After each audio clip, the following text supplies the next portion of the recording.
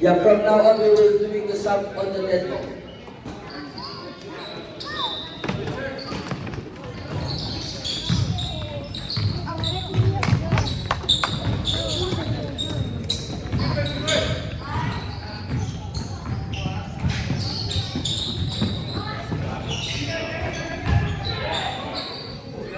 Ay!